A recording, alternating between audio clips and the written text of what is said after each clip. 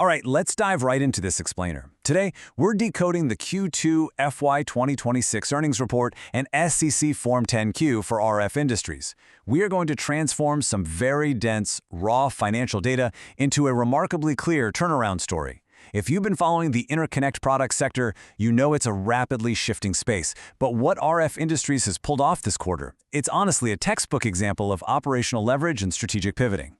Right out of the gate, boom, $20.7 million in net sales. This is a really solid beat. It marks a 9% increase both year over year from the $18.9 million they reported in Q2 of 2025, and also a 9% increase sequentially from the first quarter of this year. Steady, consistent top-line growth is exactly what you want to see when a company is right in the thick of a turnaround. It tells us that demand for their core product lines is actually accelerating. But even more striking than that top-line growth is their 35.1% gross profit margin. I mean, driving revenue is one thing, but expanding your margin while you do it, that's the holy grail of a successful turnaround. It implies they aren't just pushing more volume, they're selling higher margin products, operating way more efficiently, or, most likely, a powerful combination of both. That 35.1%. That represents a massive 360 basis point jump from 31.5% in the exact same period last year. A 360 basis point leap in just 12 months is a huge structural improvement. So the crucial question we've got to ask ourselves is, how exactly did management pull this off? It rarely happens by accident, and it almost always involves making some really tough decisions regarding product mix and cost structures. To answer that, we're going to quickly walk through these 5 steps. Q2 headline financial results, the strategy behind the growth, profitability and margins, balance sheet and cash, and finally, backlog and future outlook. Let's kick things off with Section 1, Q2 Headline Financial Results.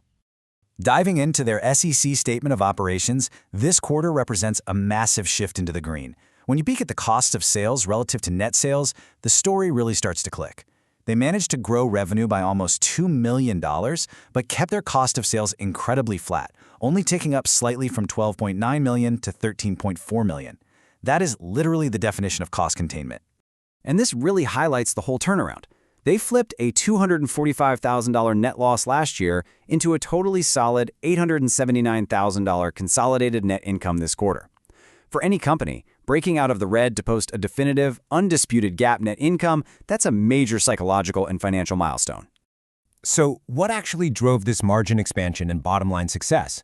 How do you keep costs that flat while ramping up production and sales? Well, it all points back to a very conscious change in who they are selling to and exactly what they are selling them. Which brings us to Section 2, the strategy behind the growth.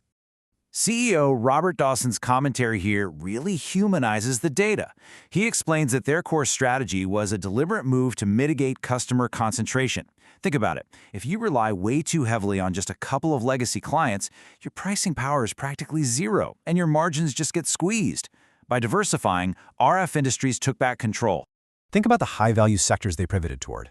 They're aggressively moving into aerospace, data centers, and AI infrastructure. By targeting these specific areas, they're placing themselves smack in the middle of massive macroeconomic tailwinds. I mean, data centers and AI require insane amounts of high-performance cabling and cooling systems, which is exactly what RF Industries designs. And you can see this pivot perfectly reflected in their 10Q risk concentration disclosures. Get this, an aerospace customer that made up 0% of their revenue a year ago now accounts for 14% of their net sales. At the exact same time, a legacy wireless provider that was 11% of sales last year is totally gone. They literally swapped out a lower-margin legacy client for a high-growth aerospace one. Brilliant! All right, moving right along to Section 3, profitability and margins. We are talking about an absolutely incredible tenfold jump in operating income year over year. They went from basically just breaking even at around $106,000 to a massive $1.1 million in operating income. When your gross profit shoots up by $1.3 million, but your total operating expenses only creep up by about $300,000, well, that difference drops straight to the bottom line. Now, to get a crystal clear picture of their core day-to-day operations, we can reconcile the GAAP data by adding back some non-cash charges. By adding back things like $277,000 in stock-based comp and $411,000 in amortization expenses, we reveal a non-GAAP net income of $1.62 million. That strips away all the accounting noise and shows you the true cash-generating power of the business right now. On top of that, their adjusted EBITDA nearly doubled year over year, hitting a highly impressive $2 million. For anyone tracking the underlying health of this business, doubling your adjusted EBITDA while actively ditching legacy clients, that is a massive flashing green light for a successful turnaround. Let's peek under the hood in Section 4, Balance Sheet and Cash. When we analyze their liabilities and capital structure from the 10Q, what jumps out immediately is a real reduction in current liabilities. They dropped from almost $20.9 million down to $18.5 million since the end of the last fiscal year. So, they're actively deleveraging while still driving growth. And they are utilizing their cash incredibly efficiently. While sitting on a solid $3.39 million in cash and equivalents, they actually used their strong operating cash flow to pay down almost $1.7 million on their line of credit, and that's just in the first 6 months of the year. Plus, management noted they're realizing serious operational synergies from facility consolidation. Basically, they're doing a lot more with less space and less debt. Finally, let's wrap things up with Section 5, Backlog and Future Outlook. To gauge what's coming next, we always look at the backlog. As management defines it, backlog is simply orders they've received where the revenue hasn't been recognized yet. This is an incredibly reliable indicator of upcoming revenue because, well, these are firm orders. It takes a lot of the guesswork right out of the forecast.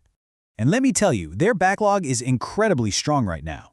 Thanks to a massive $26.3 million in new bookings just this quarter, they're sitting on a very healthy $20.1 million backlog. That basically guarantees a massive chunk of their upcoming quarterly revenue is already locked and loaded, giving management incredible visibility to just keep executing their strategy. Which leaves us with this final thought. Given their highly disciplined execution, their successful deleveraging, and this newfound exposure to exploding markets like AI infrastructure and aerospace, just how high can this momentum carry them in the months ahead? The transition from red to green is pretty much complete. Now it's just a question of how fast they can accelerate. Thanks for joining me on this explainer, and definitely keep your eyes on how these structural changes unfold.